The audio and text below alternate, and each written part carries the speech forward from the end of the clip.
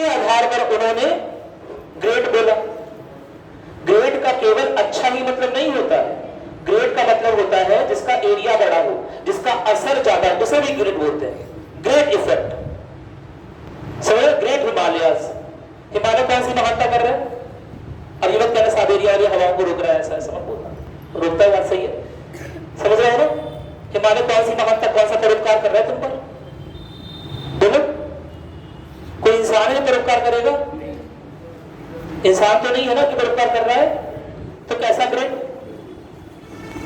लेकिन उन्होंने अंग्रेजी भाषा को पूरी तरह से हिंदी में चेंज करते हुए जहां भी शब्द ग्रेट पाया वहां महान लिख दिया। समझ रहे ना? The great Genghis Khan, Genghis Khan किस बात के ग्रेट? हर तरह की अत्याचार किए चंगेज खान, मंगोलों पर, चीनियों पर, हर तरह के लोगों पर। क्या मेरी बात क्लियर है? किसी लिहाज से ग्रेट नहीं बोलना चाहिए, मेरी बात सुनाई? लेकिन वहां पर ग्रेटनेस का मतलब, वहां पर ग्रेटनेस का मतलब केवल आचार विचार व्यवहार के आधार पर ग्रेट नहीं बोला गया। किस आधार पर ग्रेट बोला जा रहा है? क्षेत्रफल के आधार पर। हाँ, चंगेज खान महान, क्यों ग्रेट? महान नहीं, ग्रेट, लेकिन क्यों? क्योंकि क्षेत्रफल बड़ा। हिमालय ग्रेट क्यों? क्षेत्रफल बड़ा। मेरी बात सुन रहे? नहीं समझे बात? तो बहुत सारी चीजें इस वजह से, मिस ट्रांसलेशन की वजह से भी गड़बड़ होती गई। समझा? जैसे हम जल्दी से इंग्लिश डिक्शनरी पढ़ने की हैबिट है ना हमें, कोई इंग्लिश का शब्द हुआ तुरंत डिक्शनरी पलटते हैं और जो पहली मीनिंग होती है बस वही मान लेते हैं, और उसके नीचे भी 3-4 मीनिंग दी होती है, वो तो चारों देखो कि कौन सा सही बैठ रहा है। क्या मेरी बात क्लियर है? तो इस तरह की कुछ कमियों, इस तरह की कुछ गलतियों की वजह से सही अनुवादित चीजें नहीं हो पाई। समझा? ज्यादा करेक्टली हमें बोलना चाहिए पंथ निरपेक्ष, ज्यादा सही तरीके से हमें बोलना चाहिए पंथ निरपेक्ष। क्या मेरी बात क्लियर है? क्योंकि धर्म का विस्तारीकरण, धर्म की कोई सीमित, तुमने देख लिया अभी, बताया एग्जाम्पल दिया मैंने। धर्म जिस हिसाब से भारतीय संस्कृति में, भारतीय शास्त्रों में जिस तरह से धर्म के बारे में धर्म की जो व्याख्या है, उसके अनुसार धर्म निरपेक्षता जैसी कोई चीज नहीं होती है। क्या मेरी बात क्लियर है? ठीक है? क्योंकि वो धर्म केवल किताबों के या संप्रदाय के बेसिस पर नहीं है, वो एक ही आदमी, समझ रहे हो ना, वो एक ही आदमी के ऊपर है। ये आदमी बेटा भी है, इसका एज ए बेटा अलग धर्म, एज ए टीचर अलग धर्म, एज ए स्टूडेंट अलग धर्म, एज एन इंसान अलग धर्म, सड़क पर निकल रहा है तो अलग धर्म। समझ रहे हो ना? यहां धर्म का मतलब काफी विस्तृत था। मेरी बात सुन भाई, कोई दिक्कत तो नहीं ना? अभी हम लोग ये शुरू नहीं किए, एक बार कल जल्दी से करके यहाँ पर कुछ लिखवाया था कि नहीं लिखवाया था? लिखवाया था, नहीं लिखवाया, कुछ लिखा तो नहीं लिखवाया। संविधान सर्वोच्च है क्योंकि इसे यह शक्ति भारत के लोगों द्वारा किया गया है। इतनी खराब हिंदी में पढ़ना प्रस्तावना में जा रहा है, वाकई है भारत के नाम नहीं ठीक है, अच्छा तो अच्छा लिखा। प्रस्तावना में शुरुआत में ही क्या दिया हुआ है? कल हम प्रस्तावना की बात कर रहे थे, वहां तो एकदम क्लियर हो गया था, कुछ लोग कहा नहीं था। आप लोगों को हर वाली बात नहीं बताई थी, नोट किया उससे? आप लोगों ने नोट तो नहीं किया, लेकिन बताया था मैंने। क्यों नहीं नोट करके चलते हो भैया? हर चीज डिक्टेशन चाहिए, हर चीज का हिमला, कुछ नोट भी किया करो अपने हिसाब से, है ना? लिखो जल्दी से, लिखो लिखो। कहर सिंह बनाम कहर सिंह, करम सिंह कह रहा हूं, कहर सिंह। अरे अभी पहले कहर सिंह आएंगे, उसके बाद केशव मुखर्जी आएंगे।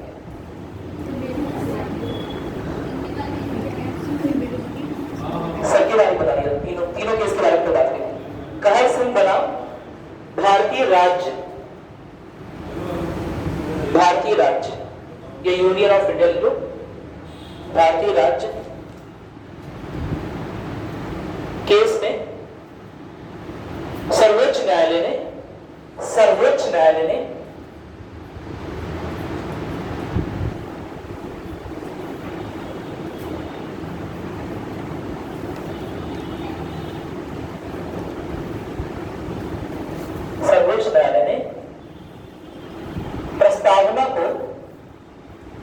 प्रस्तावना को महज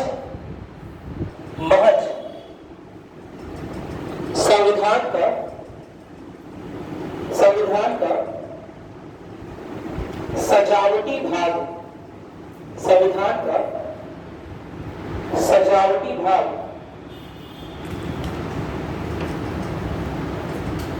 मानने से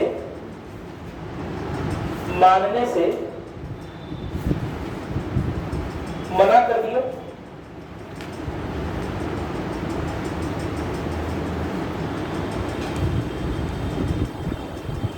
साथ ही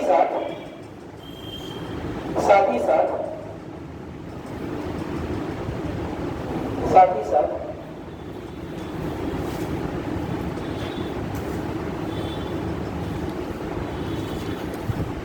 इस दावे को खारिज कर दिया,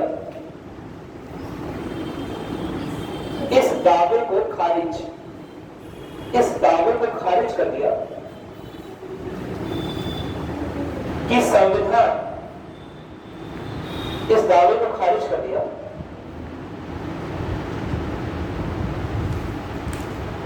कि संविधान की शक्ति का स्रोत,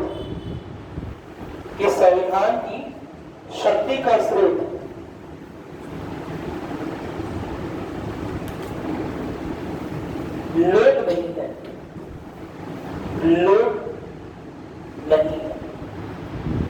इस दावे को खारिज कर दिया, लेकिन मान लिया कि संविधान की शक्ति का स्रोत कौन है? भारत के लोग। ठीक है, संविधान की शक्ति का स्रोत भारत के लोग को मान लिया गया। साथ ही साथ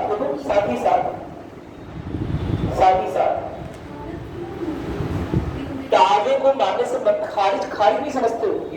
पूरा पढ़ो तो पूरा खारिज कर दिया। ये दावा किया गया था, उसे खारिज कर दिया। खारिज करने का मतलब क्या होता है? यह दावा किया गया कि केवल दिखावटी टुकड़ा है और इसका कोई उपयोग नहीं है और इसे भारत के लोगों द्वारा नहीं लिखा गया है, तो सुप्रीम कोर्ट ने मानने से मना कर दिया, खारिज कर दिया ये दावा। क्या मेरी बात समझ आ गई? एक बार पढ़ लो जो लिखा है, एक बार पढ़ लो, 1 मिनट का टाइम लेकर। समझ गए? चलो देखो कि इसके आगे देखो साथ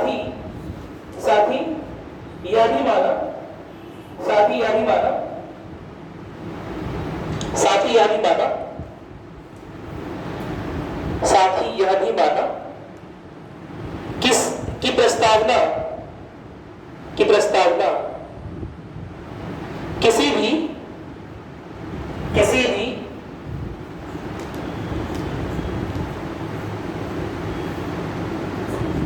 कोर्ट ऑफ लॉ, क्या मतलब होता है? किसी भी कोर्ट, किसी भी न्यायालय में, या ऐसे लिख सकते हो विधि द्वारा स्थापित न्यायालय में,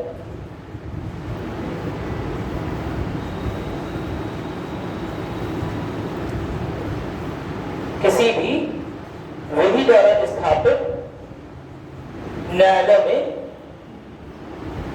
किसी भी विधि द्वारा स्थापित न्यायालय में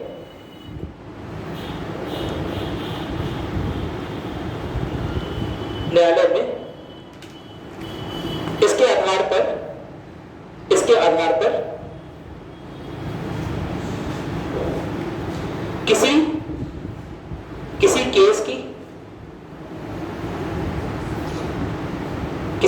की याचिका की पैरवी नहीं की जा सकती, पैरवी समझते हो? मुकदमे, हाँ नहीं समझा दे रहा हूं, पैरवी नहीं की जा सकती। पैरवी मतलब मुकदमे की पैरवी करना, यानी कि मुकदमा लड़ना। आप इसलिए मुकदमा नहीं लड़ सकते कि प्रस्तावना में भैया ये लिखा है, कि प्रस्तावना में ये लिखा है। क्या लिखा है? सामाजिक आर्थिक न्याय लिखा हुआ है। आप बोल नहीं सकते कि अभी उन्हें सामाजिक न्याय नहीं मिला। समझ रहे हैं ना? आप इन चीजों को लेकर अपनी सरकार से लड़ नहीं सकते। बहुत सिंपल सी बात। क्या मेरी बात क्लियर है? फॉर एग्जाम्पल प्रस्तावना में लिखा है कि हमें एक लोकतांत्रिक गणराज्य बनाना है, लेकिन अगर आपको लगता है कि यह लोकतांत्रिक गणराज्य अभी पूर्णतः स्थापित नहीं हो पाया है, तो प्रस्तावना को एक एविडेंस, एक सबूत के तौर पर पेश करके आप केस नहीं लड़ सकते। आप यह नहीं बोल सकते कि प्रस्तावना में, क्योंकि हम यह वादा कर रहे हैं कि लोकतांत्रिक गणराज्य बनाएंगे, समाजवाद लाएंगे, देश को धर्मनिरपेक्ष निरपेक्ष बनाएंगे, समझ रहे हो ना? या देश संप्रभुता संपन्न होना चाहिए, संपूर्ण प्रभुत्व संपन्न होना चाहिए। इस बात पर आप किसी मुकदमे की पैरवी नहीं कर सकते, बस इतनी सी बात है, कोई मुकदमा नहीं कर सकते। क्या मेरी बात क्लियर है? मेरी बात समझ में आ गई? ठीक है, आगे लिखोगे, आगे लिखो इसके आगे। हालांकि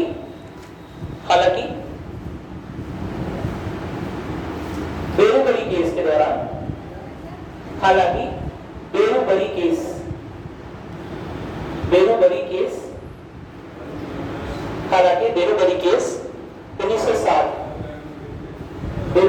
1960 के दौरान, हालांकि बेरोबरी केस 1960 के दौरान सर्वोच्च न्यायालय ने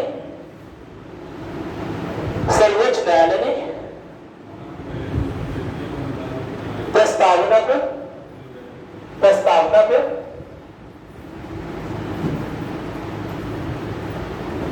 संविधान का अंग मानने से, संविधान का अंग मानने से मना कर दिया था।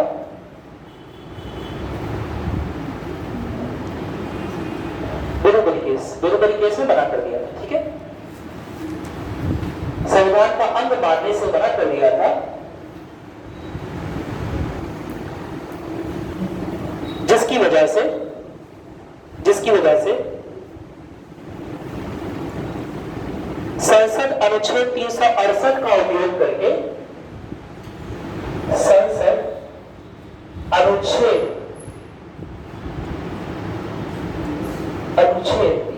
368 का उपयोग करके प्रस्तावना में किसी तरह का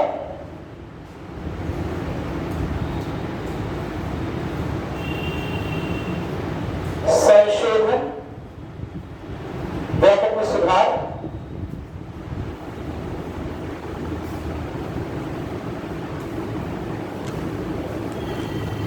संशोधन या सुधार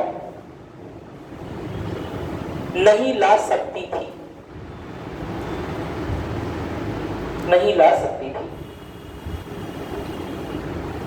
क्या इतनी बात एकदम समझ में आ गई है?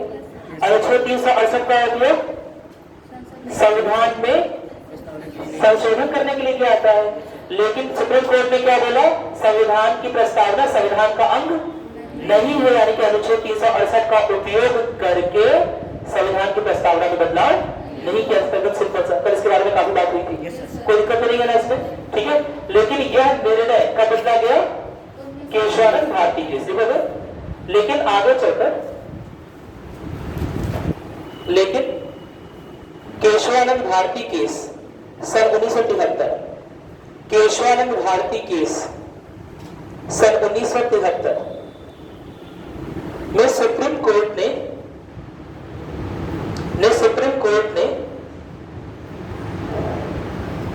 न केवल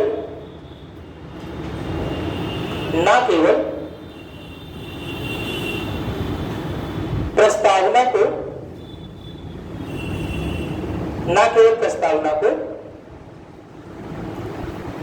संविधान का अंग माना,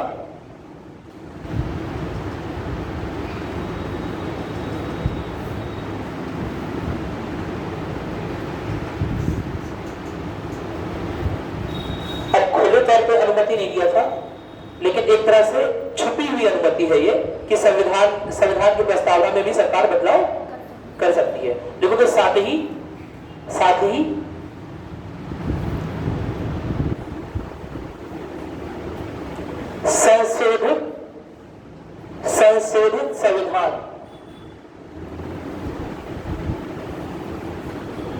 संशोधित संविधान की प्रस्तावना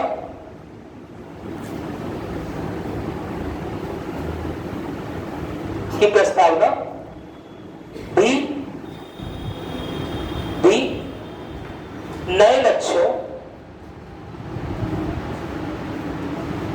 लक्ष्यों को दर्शा सके,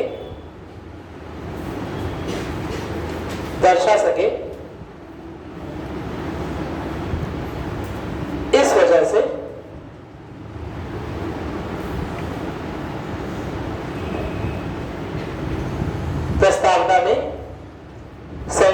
की अनुमति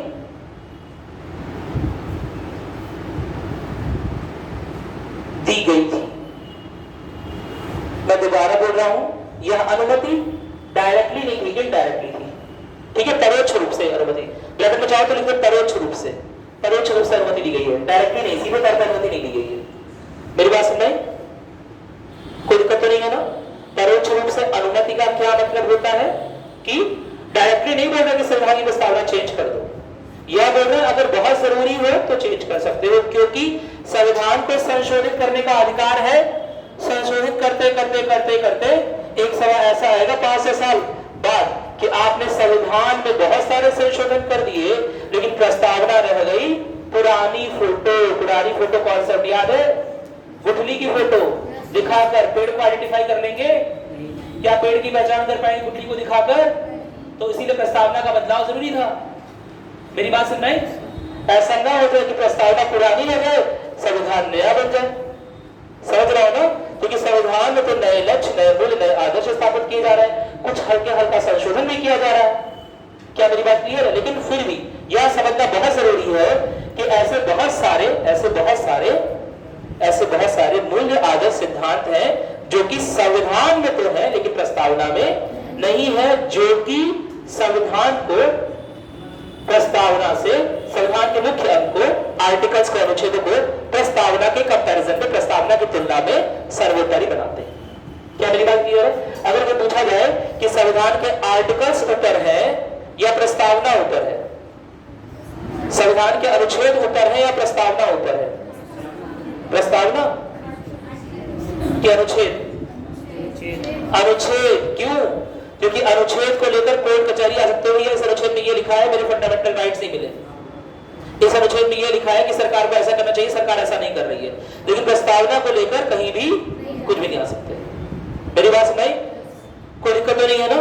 इस हिसाब से देखा जाए तो प्रस्तावना अनुच्छेदों के कंपैरिजन में, यानी कि मुख्य संविधान के भाग के कंपैरिजन में थोड़ी सी नीचे दिखाई देती है।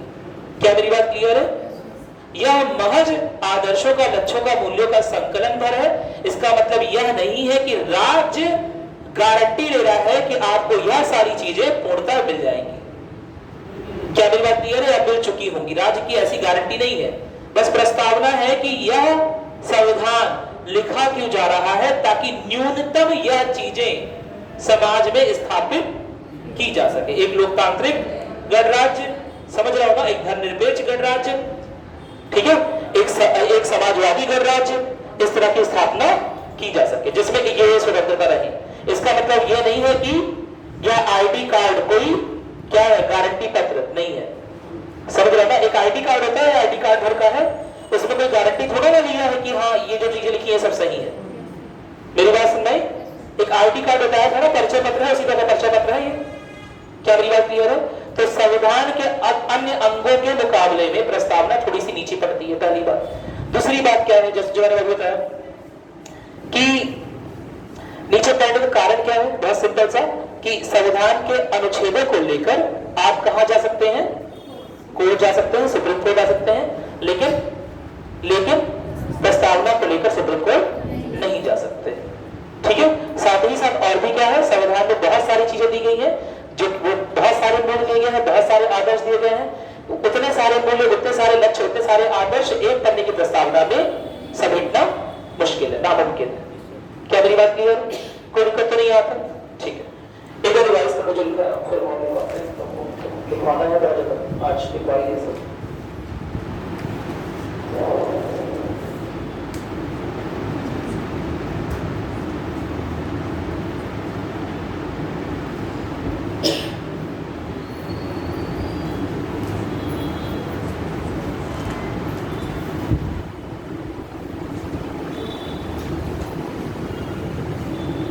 प्रस्तावना से बहुत क्वेश्चन आते हैं, ठीक है, अच्छे से पढ़ना हो।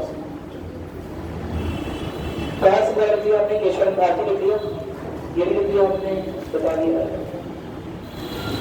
कल हमने बात की थी कि आखिर मुख्य उद्देश्य क्या है प्रस्तावना का, बता दिया था ना। डी वासु ने क्या बताया कि संविधान निर्माता के दिमाग की कुंजी है कि उन्होंने क्या सोचकर, है ना, संविधान को लिखा है। तो अगर कभी भी दो आर्टिकल्स में कंफ्यूजन हो रहा है कि किस आर्टिकल की प्रायोरिटी ज्यादा है, वरीयता ज्यादा है, उपयोगिता ज्यादा है, तो ऐसे में सुप्रीम कोर्ट अपने गाइडेंस के लिए प्रस्तावना को कर सकता है। प्रस्तावना में जो शब्द लिखे हैं उनके डिस्कशंस को देख सकता है कि आखिर कौन से शब्द क्यों चुनकर प्रस्तावना में रखे गए हैं। क्या मेरी बात क्लियर है? कोई दिक्कत तो नहीं है ना? इतनी बात समझ आ गई। उसका आम इंसान ज्यादा उपयोग नहीं कर सकता है। आम इंसान केवल इतना उपयोग कर सकता है कि संविधान पढ़ने भर का टाइम नहीं है तो यह कर ले, प्रस्तावना कर ले, यह समझ जाए कि संविधान को लिखा क्यों गया है। क्या मेरी बात क्लियर है? कोई दिक्कत तो नहीं है ना? ठीक है।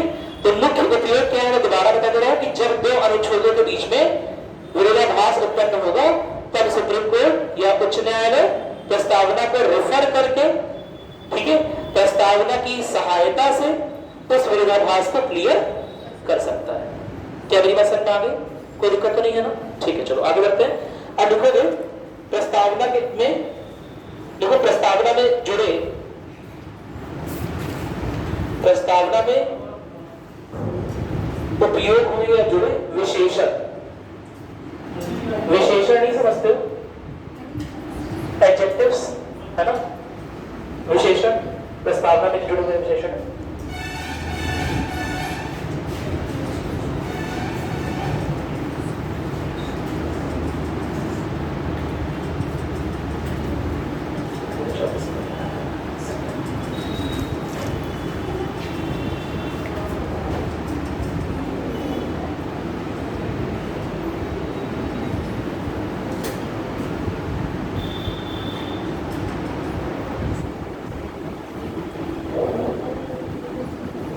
जल्दी से देखते हैं एक बार, है ना? सबसे पहले तो पढ़ लिया जैसे, ठीक है, ये तो पता ही है, इसके बारे में बात की थी। अच्छा, अभी तक एक ही बार संशोधन हुआ है प्रस्तावना में, 42वां संविधान संशोधन 1976। कोई दिक्कत तो नहीं है ना? ठीक है। अब प्रस्तावना अगर पढ़े एक बार ध्यान से, हम भारत के लोग भारत को एक संपूर्ण प्रभुत्व संपन्न, सबसे पहली बात कर रखी है संपूर्ण प्रभुत्व संपन्न, मतलब क्या निकलता है? संप्रभुता। समझ आ रहा है? पहले ही समझा रखा हूं कि हमारे देश में सबसे जरूरी फीचर, सबसे महत्वपूर्ण विशेषता, सबसे ज्यादा प्रायोरिटी, सबसे ज्यादा वरीयता किस चीज की है? संप्रभुता की। क्यों? क्यों संप्रभुता पर जोर दिया गया? क्यों लोकतांत्रिक प्रणाली पर जोर नहीं दिया गया? क्यों गणराज्य को पीछे रखा गया? क्यों धर्मनिरपेक्षता, धर्मनिरपेक्षता को पीछे रखा गया? क्या कारण था? जब भी ऐसा क्वेश्चन आए तो हमेशा उस बैकग्राउंड में उन लोगों की तरह सोचो जिन्होंने संविधान लिखा। संविधान के निर्माता अपने जीवन का अधिकांश समय कहां पर गुजारे? ब्रिटिश इंडिया में, ब्रिटेन के अधीन होकर, जब इंडिया संप्रभु शक्ति नहीं था। संप्रभुता होती क्या है? अपने निर्णय को स्वयं लेना, किसी के प्रतिवाद देना होगा। कौन लेगा निर्णय? प्रेसिडेंट, पीएम, लोग? आंतरिक मामलों में अपने निर्णय स्वयं लेना। हाँ ठीक है, आंतरिक मामले को बोल रहा हूँ तब तक एक परमिशन नहीं है, मतलब ये मत है ना? हमारी पूरी कोशिश रहेगी कि दूसरा नहीं बन जाए। ये संप्रभुता स्लिप है। ये संप्रभुता नहीं है कि हम नहीं चाहते कि कोई दूसरा देश हमारे, हम दूसरे की संप्रभुता की रेस्पेक्ट करते हैं। ये बात सही है, इसका मतलब ये नहीं है जो आप बता रही हो। और बताओ, सिक्किम जब भारत में था, जब इंटर लिया था तो वो एक ऑटोनॉमस स्टेट था, वहां के राजा थे, सिक्किम के राजा थे। भारत के पास केवल रक्षा संबंधी, उसके संचार संबंधी प्रावधान थे सिक्किम के पास। 1975 में सिक्किम का भारत में इंटीग्रेशन हो गया, जुड़ाव हो गया पूरी तरह से। तो हमने क्या उसकी संप्रभुता खत्म नहीं की? उसके कहने पर खत्म की, हमने ली नहीं, हमने किसी को थोपा नहीं अपनी आर्मी से। हाँ बोलो। निर्णय लेने वाली बात सही है, एक बात जल्दी से सुन लो। निर्णय लेने की शक्ति है ना, चाहे देश के आंतरिक मामले हो, चाहे देश के बाह्य मामले हो, बाहरी मामले हो, इन दोनों तरह के निर्णयों में कोई भी देश के लोगों के अलावा कोई भी तीसरी पार्टी, ना ही विश्व का कोई अन्य देश, ना ही विश्व का कोई अन्य समूह हमें किसी ऐसे निर्णय लेने को बाध्य कर सकता है जो हम लेना नहीं चाहते। क्या मेरी बात क्लियर है? अरे बोलो। Yes sir. यूनाइटेड नेशन बोलेगा कि कश्मीर छोड़ दो, छोड़ देंगे? नहीं। क्योंकि कश्मीर हमारा क्योंकि कश्मीर हमारा आंतरिक मुद्दा है, ऐसा बोलो। यस सर, आंतरिक मुद्दा। जिंदाबाद जिंदाबाद। कश्मीर हमारा दूर मांगो दिखिए तो मैं सुनूंगा। तालिबान। सुन लो मेरी बात, हम लोग क्या बोलेंगे? क्योंकि कश्मीर हमारा आंतरिक मुद्दा है, इसलिए हम किसी भी अन्य पार्टी को यह अलाउ नहीं करते कि वह हमारे आंतरिक मुद्दे में आए और हमें बताए कि कश्मीर में क्या करना है। हम इतनी लंबी लाइन में नहीं बोलते, हम क्या बोलते हैं? भारत एक संप्रभु राष्ट्र है। अब जाकर संप्रभुता के डिफिनेशन देख लो। हम बोलते हैं भारत है क्या? भारत अपने संविधान में उल्लेखित करता है, सबसे पहला टर्म, सबसे पहला एडजेक्टिव खुद को संबोधित करता है क्या बोलकर? संपूर्ण प्रभुत्व संपन्न, संप्रभुता, संप्रभुत्ववादी। समझ रहे हो? संप्रभुता वाला देश। पहला एडजेक्टिव यही है उसका, पहला विशेषण ही, अपनी पहली आइडेंटिटी ही क्या है? संप्रभुता, कि हम एक संप्रभु राष्ट्र है। यानी कि न केवल अन्य विश्व के देश, सारे विश्व के देश मिलकर अगर कुछ चाहे, हम पर दबाव डालकर कुछ करवाना चाहे, तो भी हम बात नहीं है कुछ करने के। ना ही हमारे आंतरिक मामलों में कोई दखलंदाजी हम बर्दाश्त करेंगे। पाकिस्तान कश्मीर के बारे में कुछ बोलेगा, चीन कुछ बोलेगा, यूनाइटेड नेशन कुछ बोलेगा, तो हमें पूरा जवाब देने की जरूरत नहीं है। हम क्या बोलेंगे?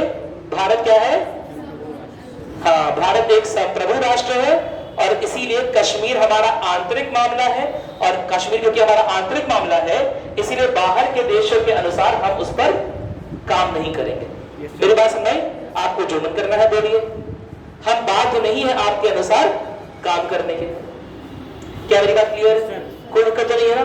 केवल हमारे आंतरिक मामलों में नहीं, साथ ही साथ बाहर मामलों में भारत पाकिस्तान का कैसा संबंध रहेगा, भारत चीन का कैसा संबंध रहेगा, भारत अमेरिका के साथ कैसे संबंध रखेगा, भारत रूस के साथ कैसे संबंध रखेगा, ना केवल यह कोई अन्य देश बताएगा भारत को, मतलब किसी अन्य देश के अनुसार भारत की बाध्यता नहीं है उस बात को मानने की, साथ ही साथ विश्व के सबसे बड़े समूह, संयुक्त राष्ट्र, यूरोपियन यूनियन, WHO, WTO, समझ रहे हो? विश्व व्यापार संगठन, विश्व स्वास्थ्य संगठन, समझ रहे हो? United Nations, European union, ASEAN, विश्व के बड़े बड़े समूह भी भारत को बाध्य नहीं कर सकते। पूरा विश्व अगर बोलेगा रूस से दोस्ती छोड़ दो, तो कोई जरूर छोड़ दे? नहीं, हम अपने राष्ट्र हित के अनुसार काम करेंगे। क्या मेरी बात क्लियर है? पूरा देश बोलेगा, पूरा विश्व बोलेगा कि रूस ने यूक्रेन पर आक्रमण कर दिया, अरे आप भी कुछ बोलिए, आपका दोस्त है, शर्म नहीं आ रही आपको? हम बोलेंगे हमें जो बोलना है अब हम डिसाइड करेंगे, हम अपने राष्ट्र हित के अनुसार काम करते हैं। क्या मेरी बात क्लियर है? अरे बोलो। क्या मेरी बात समझ आ रही है? समझ आ गई? तो संप्रभुता समझ आ गई मेरे ख्याल से, और बात करेंगे। संप्रभुता में अभी हल्का सा आइडिया दिया है। दूसरा क्या लिखा हुआ है? समाजवादी, धर्मनिरपेक्ष, लोकतंत्रात्मक गणराज्य, यानी कि देखो यहाँ पे 5 चीजें लिखी है। एक तो क्या लिखा हुआ है? संप्रभुता, दूसरा है समाजवाद, तीसरा है पंथनिरपेक्ष, जिसे धर्मनिरपेक्ष भी बोल सकते हैं, लेकिन धर्मनिरपेक्ष बोलना बहुत सही नहीं है, जैसा भी बताया था मैंने पूरी क्लास में, है ना? पंथनिरपेक्ष, लोकतंत्रात्मक गणराज्य, तो 3 ये हो गए, और संप्रभुता समाजवादी 2 हो गए। क्या मेरी बात क्लियर है? ओवरऑल 5 मूल्य ये हो गए, ठीक है? और उसके बाद क्या बात कर रहा है? 3 तरह के न्याय की बात कर रहा है। तो समझदार होगा तो 3 तरह के न्याय देने, कौन कौन से? सामाजिक, आर्थिक और राजनीतिक। 5 तरह की स्वतंत्रता की बात कर रहे हैं कि हम अपने देश में लोगों को या देश के निवासियों को 5 तरह की स्वतंत्रता देंगे। कौन कौन से? विचार की, अभिव्यक्ति की, विश्वास की, श्रद्धा की और उपासना की। इसके अलावा समानता, अवसर की समता सुनिश्चित करने के लिए, और बंधुता, व्यक्ति की गरिमा और राष्ट्र की एकता और अखंडता सुनिश्चित करने वाली बंधुता को बढ़ाने के लिए। क्या मेरी बात क्लियर है? मेरा तो आगे ये सीधा तो जाओ एकदम, इसे याद होना चाहिए एकदम कि हमारी प्रस्तावना है क्या, ठीक है? दृढ़ संकल्प होकर अपनी इस संविधान सभा में आज तारीख दी हुई है 26 नवंबर 1949 को वेतन द्वारा इस संविधान को अंगीकृत, अधिनियमित और आत्मार्पित करते हैं। यानी कि 26 नवंबर को अंगीकृत हो रहा है, अधिनियमित हो रहा है, आत्मार्पित हो रहा है, लागू प्रवर्तित नहीं हो रहा है। बड़ी बात सुनाई? लागू कब होगा? 26 जनवरी 1950 को। क्या मेरी बात क्लियर है? कोई दिक्कत तो नहीं है ना? चलो, ये समय क्यों लिया गया? कुछ कारण, कोई विशेष कारण? तुरंत नहीं, संशोधन के लिए नहीं, तुरंत से कोई चीज बनी है ना, उसे तुरंत से लागू करने में समय लगता है। आपको गवर्नमेंट ऑफिस सबसे पहले बहुत सारे लोगों को समझाना पड़ेगा, जो गवर्नमेंट ऑफिस में लोग बैठे हुए हैं उन्हें बताना पड़ेगा, जो पहले से सिविल सर्विस में काम कर रहे हैं उन्हें बताना पड़ेगा, नेताओं को बताना पड़ेगा। मेरी बात सुनाई? तो हम जिस तरह का संविधान बना रहे हैं इसमें ये चीजें हैं। आज से आप छुआछूत प्रैक्टिस नहीं करेंगे, आज से आप जाति के आधार पर लोगों का वर्गीकरण नहीं करेंगे, आज से आप धर्म के आधार पर अपने और पराये को नहीं देखेंगे। क्या मेरी बात क्लियर है? तो सबसे पहले उन्हें बताना पड़ेगा, साथ ही साथ उन्हें मेंटली प्रिपेयर करना पड़ेगा। मेरी बात सुनाई? इसलिए थोड़ा समय लिया गया। 26 जनवरी 1950, उन्हें पता है 26 जनवरी का दिन क्यों इंपॉर्टेंट है, क्या रीजन है? उसके पहले कहानी है वो लाहौर अधिवेशन वाली। 1929 में लाहौर अधिवेशन हुआ था और उसमें पहली बार पूर्ण स्वराज की मांग की गई थी और उसके बाद 26 जनवरी 1930 को, है ना, पहली बार क्या बनाया गया था? स्वतंत्रता दिवस मनाया गया था। आजादी के पहले का स्वतंत्रता दिवस 26 जनवरी को मनाया जा रहा था। आजादी के बाद का स्वतंत्रता दिवस 15 अगस्त को मनाया जाता है। क्या मेरी बात क्लियर है? आजादी के पहले स्वतंत्रता दिवस था 26 जनवरी को मनाया जा रहा था, जब कांग्रेस ने अपने आप को स्वतंत्र, कांग्रेस ने देश को स्वतंत्र घोषित कर दिया था। मेरी बात समझ आ रही है? कोई दिक्कत तो नहीं है ना? तो उसी दिन को याद रखने के लिए 26 जनवरी का दिन चूज किया गया। कोई दिक्कत तो नहीं है ना? ठीक है। और चीज आप आगे बढ़ते हैं। प्रस्तावना के मुख्य शब्द और उनका उद्देश्य, उनका अर्थ लिखोगे? प्रस्तावना के मुख्य शब्द और उनका अर्थ ये तो हमने लिख दिया ना, विशेष शब्द लिख दिया ना? लिखो लिखो लिखो। प्रस्तावना के मुख्य शब्द और उनका अर्थ ऐसे करके लिख लो। बातें बहुत सारी करनी है आज तो। लिखो संप्रभुता, पहले लिखो संप्रभुता।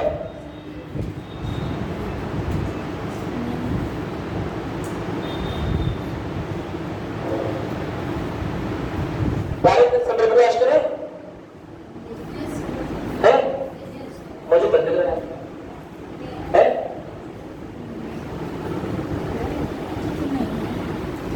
मुझे तब लग रहा है।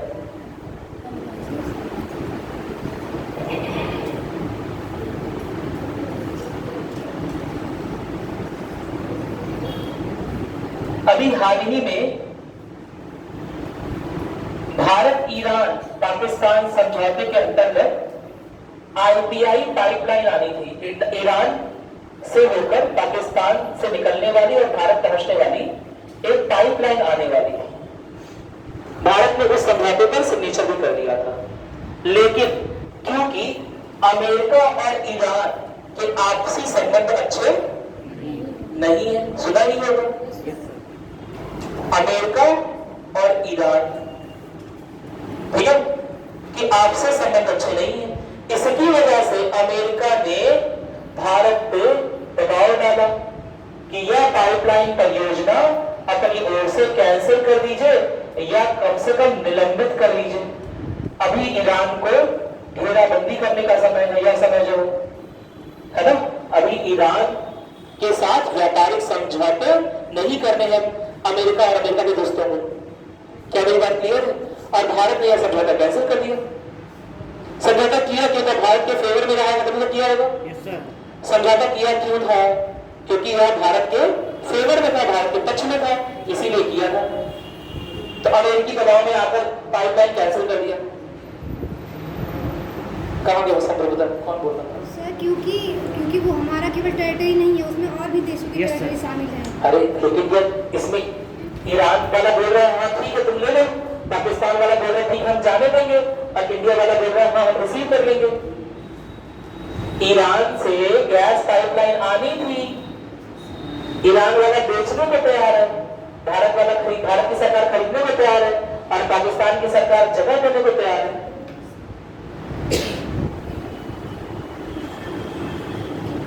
कहाँ लगे संप्रभु? राष्ट्रीय संबंध के साथ उसके साथ अमेरिका और भारत के साथ जो संबंध है, अगर वो अमेरिका की बात नहीं मानेगा तो, क्योंकि आज के समय में वैश्वीकरण के इस दौर में कोई भी राष्ट्र पूर्णता संप्रभु नहीं है। Yes sir. मेरी बात सुनाई? सब देशों के अंतर्राष्ट्रीय संबंध है, सब देशों के अंतर्राष्ट्रीय दोस्त है। क्या मेरी बात क्लियर? सब देशों ने एक दूसरे के साथ बहुत सारे व्यापारिक समझौते, शांति समझौते साइन किए हुए हैं और इसी वजह से उन्हीं व्यापारिक समझौतों के तहत, समझ रहे हो ना, उन व्यापारिक रिलेशंस, उन व्यापारिक संबंधों के तहत हमारी कुछ अन्य बाध्यताएं भी हैं। क्या मेरी बात क्लियर है? मैं कहा रहा क्या बोल सकते कुछ? अमेरिका ने बोला नहीं कैंसिल करो, कैंसिल कर दिया। अभी रिसेंटली एक ऑपरेशन चला, क्या नाम था? ऑपरेशन सिंदूर। अरे ये तो सबको याद है, शाबाश। बताओ प्लानिंग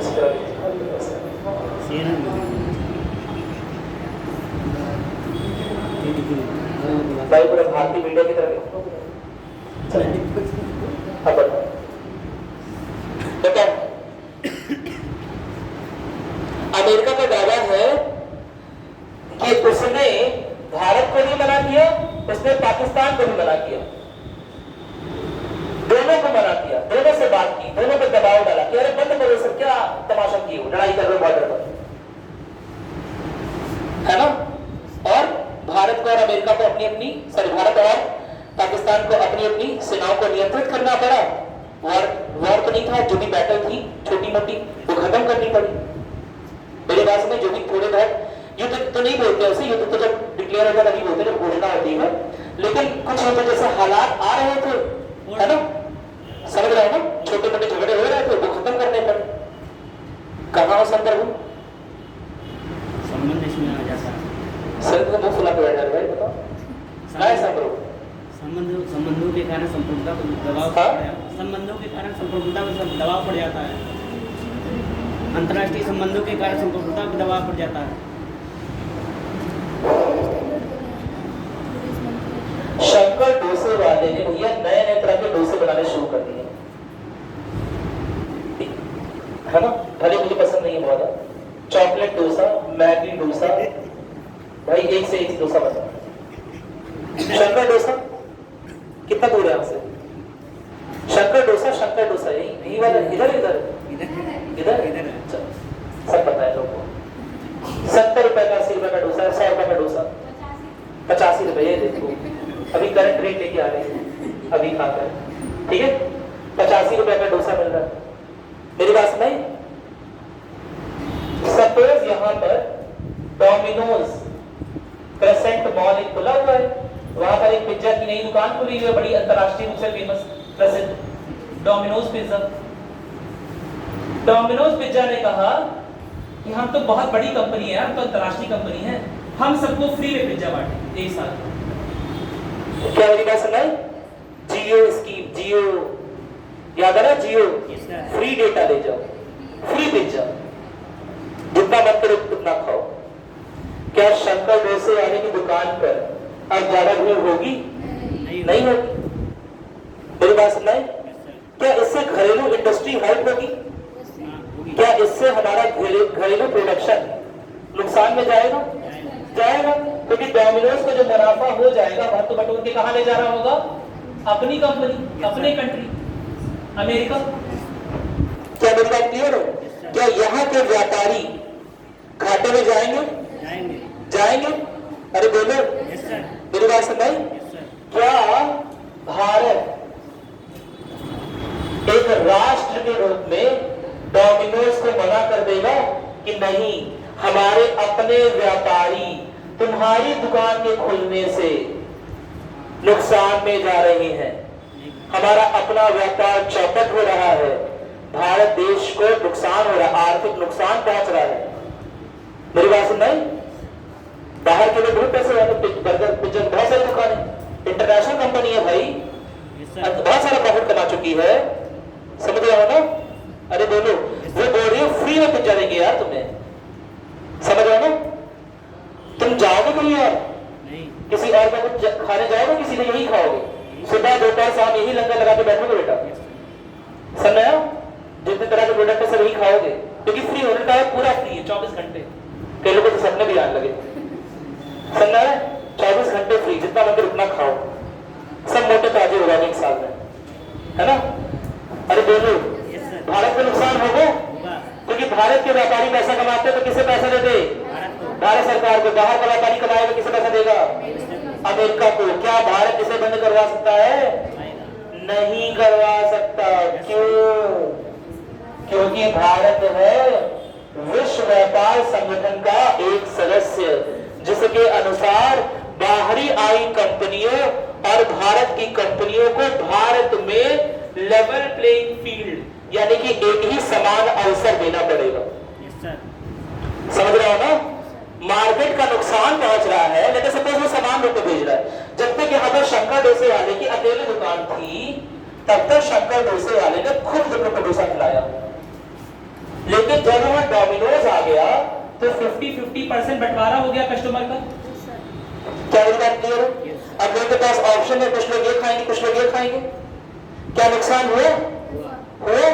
इनका नुकसान यानी कि भारतीय सरकार का नुकसान, क्योंकि इनके द्वारा टैक्स किसे किया जा रहा है? भारत सरकार को। ये नहीं टैक्स दे रहा है, लेकिन इनके टैक्स का बहुत बड़ा, ये न केवल टैक्स दे रहे हैं, साथ ही साथ इन्हें जो मुनाफा आएगा वो यहाँ के बैंक में सेव करेंगे, यहाँ के लोगों को एम्प्लॉयमेंट देंगे, यहाँ के लोगों की रोजगार, समझ रहे हो ना, को बढ़ाएंगे, उनकी स्किल्स को बढ़ाएंगे। क्या मेरी बात क्लियर है? नहीं समझेगा? और यह मुनाफा बढ़ के कहाँ जाएगा? अमेरिका जाएगा। फिर भी भारत क्या इस कंपनी को बंद करवा पाएगा? नहीं, क्योंकि भारत विश्व व्यापार संगठन का सदस्य है, जिसके अनुसार सदस्यों को अपने मार्केट को बाहर की कंपनीज को भी समान अवसर देना पड़ता है कि वह डोमेस्टिक मार्केट में, घरेलू मार्केट में उनसे क्या कर सके? कंपटीशन कर सके। मेरी बात समझाई? नहीं समझाई बात? समझा रहे? प्रतिस्पर्धा कर सके, वरना लेवल प्लेइंग फील्ड नहीं देगा। लेवल प्लेइंग फील्ड समझते हो ना? लेवल प्लेइंग फील्ड मतलब होता है कि भारत के सरकार के लिए दोनों बराबर। ऐसा नहीं होगा कि भारत से की सरकार का बड़ा इनके पक्ष में झुक जाए और इन्हें जरा सा भी सपोर्ट ना मिले। लेकिन क्या ऐसा करके भारत को नुकसान हो रहा है? हो रहा है। तो क्या भारत मना कर सकता है? नहीं मना कर सकता। भारत की संप्रभुता कहां है? WTO के अनुसार बात हो गया, तुमने तो कहा संप्रभु राष्ट्र है। कहां है संप्रभुता? अभी क्या बोला मैंने? वैश्वीकरण के दौर में हर एक देश की संप्रभुता निश्चित दायरे में। क्या मेरी बात क्लियर है? अरे बोलो, नहीं समझे बात? समझ गए? बहुत सारे न्यूक्लियर सप्लायर ग्रुप बना हुआ है। एक ग्रुप बना हुआ न्यूक्लियर सप्लायर ग्रुप, NSG, शायद नाम सुना हो। इस समूह का यह कहना है कि हम न्यूक्लियर परमाणु संबंधी उपकरण, समझ रहे हो ना, उसका विज्ञान, उसकी तकनीकी उन्हीं देशों को बेचेंगे जिनके पास पहले से परमाणु हथियार या उसकी तकनीकी है। किसी भी अन्य देश को परमाणु संबंधी हथियार या परमाणु संबंधी तकनीक नहीं बेचेंगे। तो इन्होंने अपना एक ग्रुप बना लिया है जिसमें ये आपस में ही आदान प्रदान करते हैं। क्या मेरी बात क्लियर? लेट अस सपोज इसका कोई और कंट्री, यहां पर भारत को मान लेते हैं, लेट अस सपोज भारत इसका भाग या कोई और कंट्री है। अगर भारत चाहे किसी अन्य मित्र को बेचना परमाणु तकनीकी, दे सकता है? नहीं। दे सकता है? नहीं। कहा संप्रभुता? समझ गए मेरी बात? समझ आ रहा है? हमारी संप्रभुता के भी दायरे हम खुद से निश्चित करें, यह भी संप्रभुता का भाग ही है। मेरी बात समझाई? भारत को किसी ने फोर्स तो नहीं किया था ना, या ग्रुप ज्वाइन करो या समूह ज्वाइन करो। क्या भारत को कोई फोर्स किया था कि विश्व स्वास्थ्य संगठन या विश्व व्यापार संगठन या यूनाइटेड नेशन ज्वाइन कर लो? अरे बोलो, किसी ने फोर्स नहीं किया था, भारत ने खुद दस्तखत किए कि हाँ आपके द्वारा जो गाइडलाइन आएगी हम मानेंगे। मेरी बात सुनाई? क्या मेरी बात क्लियर है? तो ऐसा नहीं है कि भारत को कोई अन्य बाध्य नहीं कर सकता है कुछ मानने के लिए, लेकिन उसे यह अधिकार भी देने वाला कौन देश है? भारत। नहीं समझेगा? नहीं समझ पा रहे हो? ऐसा नहीं है कि हमारे आंतरिक मामलों में कोई दखल नहीं कर सकता। ऐसा नहीं है हमारे बाह्य, यही संप्रभुता, यही बड़े यही सब बैठे कि हमारे आंतरिक मामलों में कोई दखल ना दे, संप्रभुता है। हमारे बाहरी मामलों में कोई कुछ बताए ना, ये संप्रभुता है, तो दिखा दिया मैंने तुम्हें 3 एग्जाम्पल में कि भारत संप्रभु राष्ट्र नहीं है। 3 एग्जाम्पल दिया ना, ईरान पाकिस्तान इंडिया पाइपलाइन का दिया, एक विश्व व्यापार संगठन का दिया। समझ रहे हो ना, इतने सारे एग्जाम्पल है कि भारत खुद का संप्रभु राष्ट्र नहीं है। मेरी बात समझ आ रही है? क्यों नहीं है? क्योंकि भारत ने खुद चुना। समझ रहे हो ना? क्यों नहीं है? क्योंकि भारत ने खुद बोला कि अगर ट्रेड का मामला होगा, अगर व्यापार संबंधी मामला होगा तो हम WTO की बात सुनेंगे। समझ रहे हो ना? अरे बोलो, क्या मेरी बात क्लियर है? अगर यूएस के साथ व्यापारिक मतभेद की स्थिति उत्पन्न हो सकती है तो हम यूएस का साथ चुनेंगे। भारत ने खुद चुना, भारत को बाध्य नहीं किया गया। क्या मेरी बात क्लियर है? भारत ने खुद चुना कि वह अमुक समूह का मेंबर है, अमुक समूह का सदस्य है, और वह इस मामले में जो भी निर्णय लेगा, अगर उसे अपनी आंतरिक नीतियों को बदलना होगा तो आंतरिक नीति बदलेगा, अगर बाहर नीति को बदलना होगा तो बाहर नीति बदलेगा। LPG रिफॉर्म नाम सुने हो? LPG सुधार नाम सुने कि नहीं सुने हो? नहीं सुने हो? अभी तो बोला मैंने। क्या होता है ये? ठीक है, यानी कि उदारीकरण, निजीकरण और वैश्वीकरण। भारत में उदारीकरण, निजीकरण और वैश्वीकरण की प्रवृत्ति कब बढ़ गई? 1990 में, 91 में, 92 में। 1991 के रिफॉर्म, 1991 के सुधार के बाद भारत में उदारीकरण, निजीकरण और वैश्वीकरण बढ़ा दिए गए। यह सुधार क्यों किए गए थे? क्योंकि शायद पता होगा कुछ लोगों को कि भारत में बहुत ज्यादा इकोनॉमिक क्राइसिस आ गई थी, बहुत बड़ा आर्थिक संकट आ गया था। उस आर्थिक संकट से निपटने के लिए हमें अन्य देशों की, यूनाइटेड नेशन की नहीं, सॉरी, IMF की, अंतरराष्ट्रीय मौद्रिक कोष की, समझ रहे हो ना, वर्ल्ड बैंक की, विश्व बैंक की आर्थिक सहायता की जरूरत थी। समझ आ रहा है? और उन लोगों ने कहा कि हम आपकी सहायता तब करेंगे जब आप अपनी आंतरिक नीतियों में, आर्थिक नीतियों में बदलाव करेंगे, जब आप निजीकरण पर जोर देंगे, जब आप निजी कंपनियों को बढ़ावा देंगे, जब आप ऐसे कानून बनाएंगे जिससे निजी कंपनियां व्यापार कर सकें। क्या मेरी बात क्लियर है? आप जो समाजवाद का काम कर रहे हैं, इससे आपका लॉस हो रहा है। समझ रहे हो ना? जो समाजवाद की स्कीमें चल रही हैं, जो सोशल वेलफेयर स्कीमें चल रही हैं, उसकी वजह से असंकट आ गया है। ठीक है? तो जब आप निजीकरण करेंगे तब हम आपको पैसा उधार देंगे। ठीक है? किसने बोला? IMF, अंतरराष्ट्रीय मौद्रिक कोष। ठीक है? और साथ ही साथ वैश्वीकरण करेंगे। वैश्वीकरण मतलब कि अपने मार्केट को, अपने बाजारों को बाहर की कंपनियों के लिए खोलेंगे। अदरवाइज आप इतने ज्यादा प्रोटेक्टिव थे कि बाहर की कंपनियां भारत आकर व्यापार नहीं कर सकती। ऐसा बाहर की कंपनियां, बाहर के व्यापार करना क्यों नहीं गलत था? क्योंकि भारत का जो अनुभव था निजी कंपनियों के साथ, वो बड़ा खराब रहा। एक कंपनी आई थी, कौन सी? मुझे बताइए तुमको। ईस्ट इंडिया कंपनी लूट पाट करके चली गई, है ना? इतना एक कंपनी एक बार आई पर 2.5 साल तक परेशान रहे। समझा? एक अनुभव हो। दोबारा कोशिश की थी राजीव गांधी ने। राजीव गांधी ने 1-2 कंपनियों को न्यौता किया अमेरिका की कि भारत में आके सामान बनाओ, भारत में आके फर्टिलाइजर बनाओ। उन्होंने भोपाल गैस प्लांट लगा लिया और भोपाल गैस त्रासदी कर दी। दूसरा अनुभव, वो भी खराब रहा। नहीं समझो बात?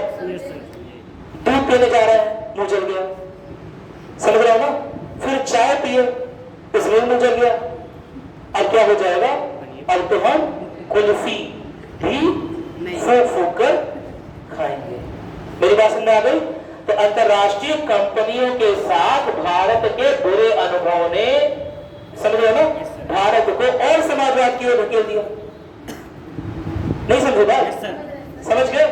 इसकी वजह से भारत निजीकरण, उदारीकरण और वैश्वीकरण नहीं करना चाहता था। लेकिन जब भारत में आर्थिक संकट आ गया, जब कोई और ऑप्शन, कोई और अल्टरनेटिव नहीं बचा, तब भारत को अंततः क्या करना पड़ा? ग्लोबलाइजेशन यानी कि वैश्वीकरण करना पड़ा। लेकिन वैश्वीकरण ऐसा तो नहीं हो जाएगा। वैश्वीकरण करने के बाद हमने नीतियों में सुधार कर दिया, अर्थ संकट कैसे जाएगा? वो तो बाहर के जो मौद्रिक कोष है, जो बाहर के बैंक है, उन्होंने बोला कि हम आपको लोन तभी देंगे जब आप अपनी मार्केट हमारे लिए खोलेंगे और हमारी कंपनियों को, यूएस की कंपनी को, ब्रिटेन की कंपनी को भारत आकर व्यापार करने देंगे, जिससे उन्हें मुनाफा होगा। क्या मेरी बात क्लियर है? आज के टाइम पर इस चीज को शायद तुमने वर्ल्ड हिस्ट्री में नियो कॉलोनियलिज्म के नाम से पढ़ा होगा। पढ़ा? नव उपनिवेशवाद सुना है? नहीं सुना है? उपनिवेशवाद समझते हो ना कि नहीं समझते हो? अरे बोलो। साम्राज्यवाद उपनिवेशवाद पढ़ा है कि नहीं पढ़ा है? दोनों चीजें है थोड़ी सी। इस चीज को बोलते हैं नव उपनिवेशवाद। क्या नव उपनिवेशवाद क्या बोलते हैं? समझाने दीदी, यूएस, ब्रिटेन और बड़े बड़े देश अपना पैसा बड़े बड़े बैंक में रखते हैं, जैसे हो गया वर्ल्ड बैंक, जैसे हो गया आईएमएफ, जैसे हो गया इंटरनेशनल फाइनेंशियल कॉर्पोरेशन, अंतरराष्ट्रीय वित्त निगम। मेरी बात सुन रहे? अंतरराष्ट्रीय संस्था जो भी है, ठीक है। अब ये जो बैंक बने हैं, इनके पास खूब मोटा पैसा आ गया, ये अलग अलग देशों में निवेश करते हैं, उन्हें क्रेडिट, उन्हें लोन देते हैं और 20-30 साल बाद लोन कलेक्ट करते हैं या उस पर कुछ ब्याज कलेक्ट कर रहे होते हैं। क्या मेरी बात क्लियर है? लेकिन यह लोन उन्हीं देशों को दिया जाता है जिनकी नीतियां इनके अनुसार हो। Yes sir. समझ रहे हो ना? अफ्रीका और एशिया को या अन्य देशों को यह लोन तभी मिलेगा जब उनके यहाँ की आर्थिक नीतियां इन देशों के अनुसार हो। असल में इस बैंक में किसका पैसा जमा है? अमेरिका का। तो अमेरिका मना कर देगा नहीं भाई उन्होंने मत, तो उनकी मार्केट हमारे अनुसार नहीं है। उन्हीं देशों को लोन दो जहां की मार्केट ओपन है। जहां मार्केट ओपन रहेगी वहां हमारी कंपनियां जाएंगी, वहां पर विस्तार करेंगी, मुनाफा कमाएंगे, हमारे देश में लाएंगी। क्या मेरी बात क्लियर है? मेरी बात सुन रहे? अब इतना डिटेल में नहीं आ सकते क्योंकि पॉलिटी पढ़ रहा है, लेकिन हल्का हल्का आइडिया ले लो। इसी चीज को बोला गया नव उपनिवेशवाद। ना बहुत बड़ा टॉपिक है नव उपनिवेशवाद। क्या मेरी बात क्लियर है? मेरी बात सुनाई? अब नव उपनिवेशवाद के सिद्धांतों को फॉलो करते हुए, इंडिया जानते हुए कि वह नव उपनिवेशवाद के चंगुल में फंसने वाला है, समझ रहे हो? उसने अपनी मार्केट ओपन कर दी वैश्वीकरण के लिए। क्यों ओपन कर दी? क्योंकि आर्थिक संकट आ गया था। समझ रहे हो ना? और उनके ही कहने पर यह रिफॉर्म या सुधार लाए गए। क्या मेरी बात क्लियर है? यह सारे सुधार उनके ही कहने पर लाए गए, अदरवाइज वो हमें पैसा नहीं देते। क्या मेरी बात समझ में आ गई? अरे बोलो। ठीक है। कहां है संप्रभुता? कहां रहेंगे जब उनके अनुसार चेंज कर लिया अपनी आर्थिक नीतियों को? है अभी तो कर संप्रभुता कहां रहेंगे संप्रभु जब उनके अनुसार अपनी आर्थिक नीतियों को बदल लिया?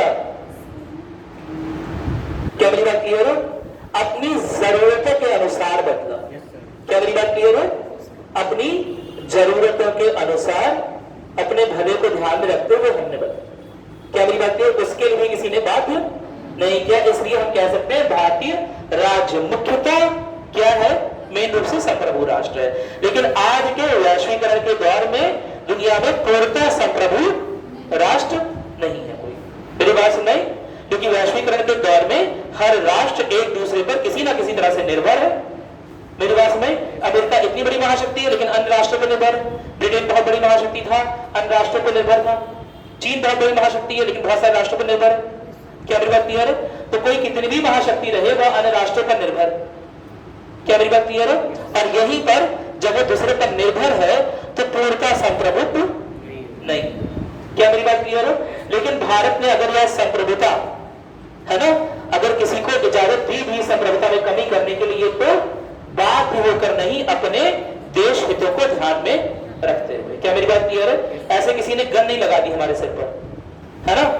हमारे थाली में रोटी नहीं था तो हमने दूसरे से मांगा। क्या मेरी बात क्लियर है? या हमें कुछ कमी हो रही थी तो हमने मांगा। समझ आ रहा है? किसी ने मिलिट्री है ना का उपयोग करके भारत को डोमिनेट, भारत को बाध्य नहीं किया। किसी ने पावर दिखाकर भारत को बाध्य नहीं किया। क्या मेरी बात समझ में आ गई? कोई दिक्कत तो नहीं है ना? तो इस लिहाज से भारत एक संपूर्ण प्रभुत्ववादी राष्ट्र है। समझ में आ गया? अरे बोलो। Yes sir. ठीक है, चलो ठीक है, लिखो थोड़ा सा।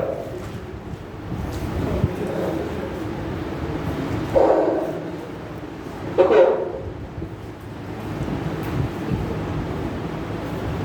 हालांकि संप्रभुता मतलब, हालांकि संप्रभुता का मतलब,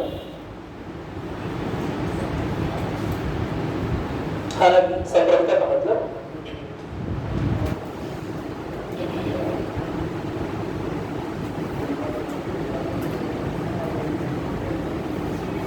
ऐसी अवस्था से होता है, जतन लोग करोगे इसकी पढ़ाई करो, हाथ से लिखो।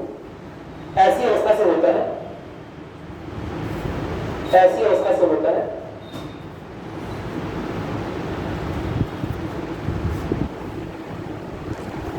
जिसमें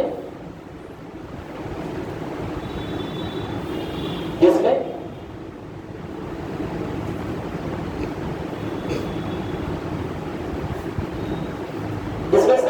जिसमें सरकार ना ही आंतरिक मामलों में, ना ही आंतरिक मामलों में और ना ही बाह्य मामलों में, और ना ही बाह्य मामलों में किसी भी प्रकार से, किसी भी प्रकार से, ना ही बाह्य मामलों में किसी भी प्रकार से, किसी भी प्रकार से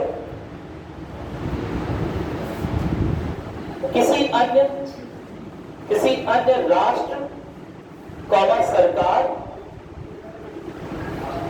या किसी समूह, किसी अन्य राष्ट्र सरकार या समूह पर निर्भर करती हो,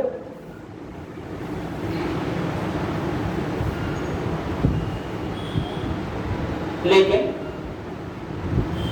वैश्वीकरण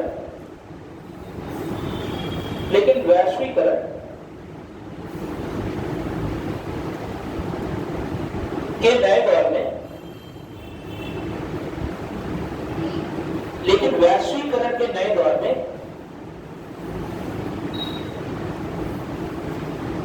लगभग हर एक राष्ट्र, लगभग हर एक राष्ट्र किसी न किसी समूह का सदस्य है,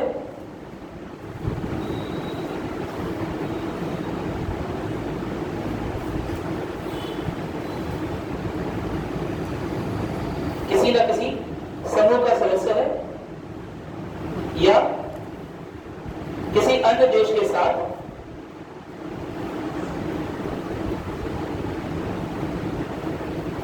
व्यापारिक कौमा शांति कौमा व्यापारिक कौमा शांति और सैन्य समझौते रखता है,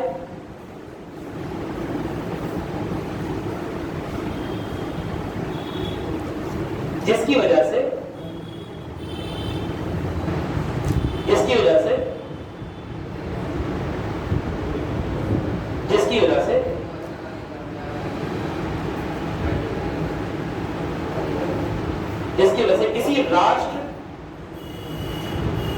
किसी राष्ट्र में संपूर्ण प्रभुत्व, किसी राष्ट्र में संपूर्ण प्रभुत्व की संकल्पना, संपूर्ण प्रभुत्व की संकल्पना निरर्थक है, निरर्थक है।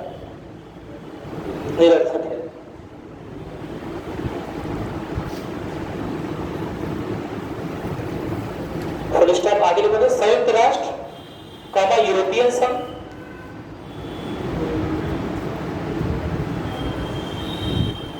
संयुक्त राष्ट्र कौमा यूरोपियन संघ कौमा विश्व व्यापार संगठन,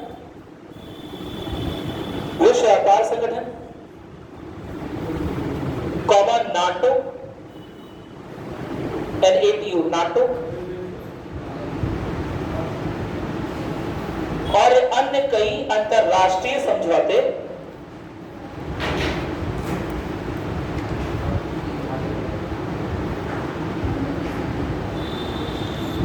अन्य कई अंतरराष्ट्रीय समझौते आज के दौर में किसी देश की संप्रभुता की सीमा को तय करते हैं, किसी देश की संप्रभुता की सीमा को तय करते हैं।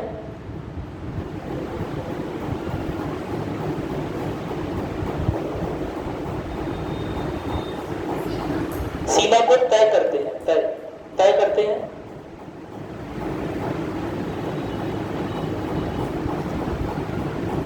लेकिन भारत के संदर्भ में यह कहा जा सकता है, लेकिन भारत के संदर्भ में यह कहा जा सकता है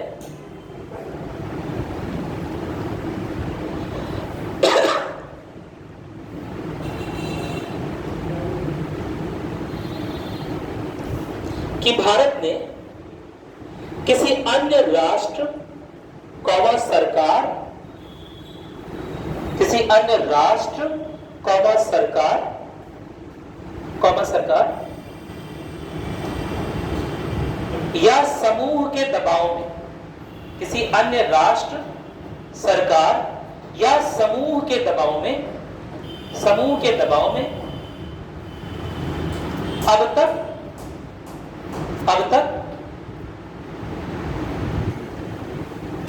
कोई निर्णय नहीं लिया है,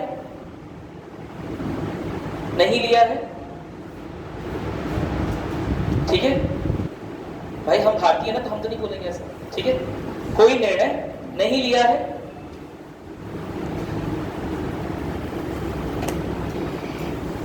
यदि भारत ने किसी अन्य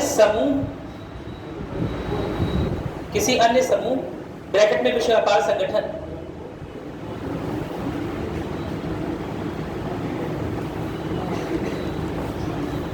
किसी अन्य समूह के द्वारा निर्धारित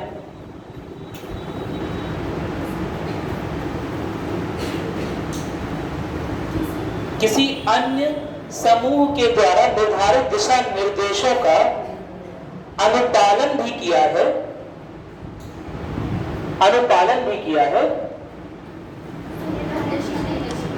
दिशा निर्देशों का अनुपालन भी किया है, तो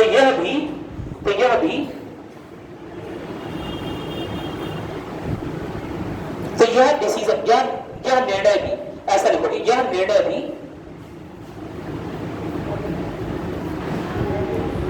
भारतीय सरकार द्वारा,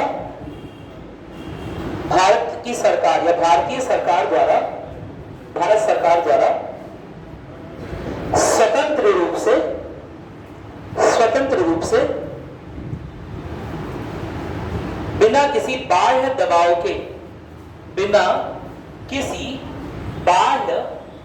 के लिया गया है।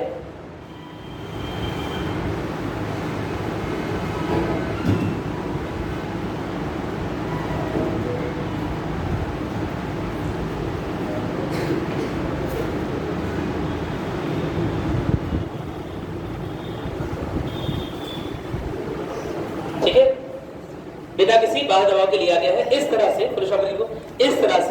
भारत ने राष्ट्र हितों को ध्यान में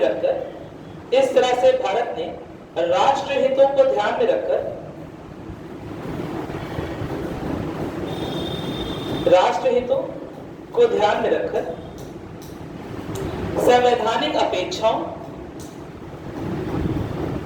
संवैधानिक अपेक्षाओं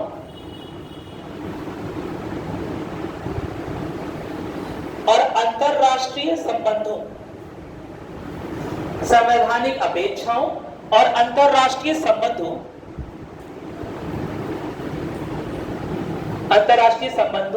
समझौतों के बीच में के मध्य एक संतुलन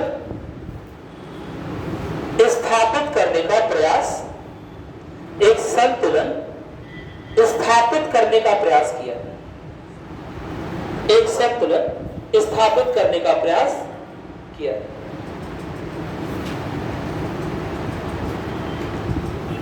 एक संतुलन स्थापित करने का प्रयास किया। भाई वो हमारा वाला कहाँ चला गया? मिनिमाइज पे था, मिनिमाइज उसके नीचे था, होम वाले के नीचे, होम के नीचे मिनिमाइज दिया। हाँ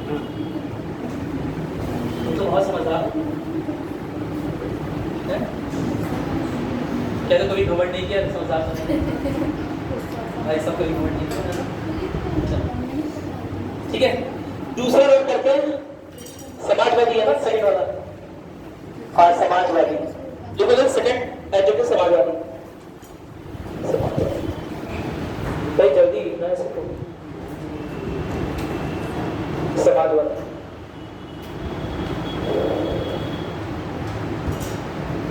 समाजवादी में बोलो,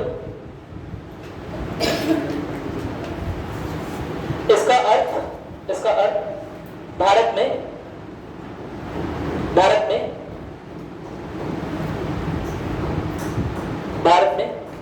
नागरिकों के लिए न केवल समानता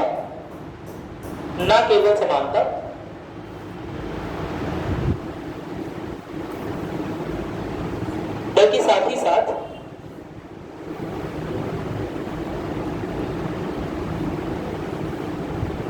समता की स्थापना का भी है। न केवल समानता बल्कि साथ ही साथ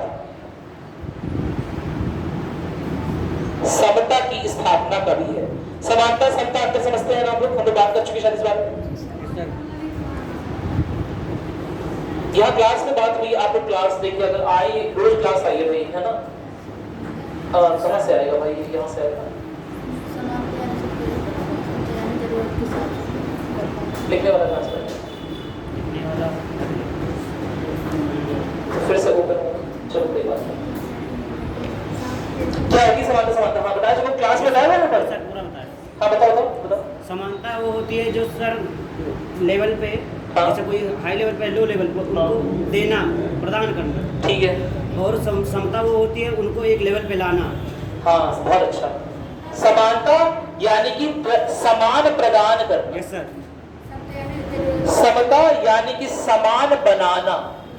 दोनों में अंतर, लाना बनाना नहीं, ये तो एक ही चीज हो जाएगी, समझो। समान रूप से प्रदान करना यह समानता है। मैंने 100 रुपए अंबानी जी के जेब में डाले, रखो हमसे छोटे होते है ना, 100 रुपए रिक्शा वाले को डाल दिए, अरे रखो तुम भी। दोनों में असमानता तो होती ही रह गई। Yes sir. इनके पास हो गया 10,000 करोड़ प्लस 100 रुपए, मेरी बात सुने, इनके पास भी कुछ बढ़ के उतना ही रहा। असमानता तो उतनी ही हुई ना। लेकिन अगर मैंने 200 रुपए इनकी जेब में डाले होते और इनकी जेब में कुछ न डाला होता तो शायद कुछ हल्की समानता की ओर आ रहे हो। Yes sir. क्या मेरी बात क्लियर है? Yes, sir. तो इनकी जेब में 200 रुपया एक साथ डाल देना, ये समता है।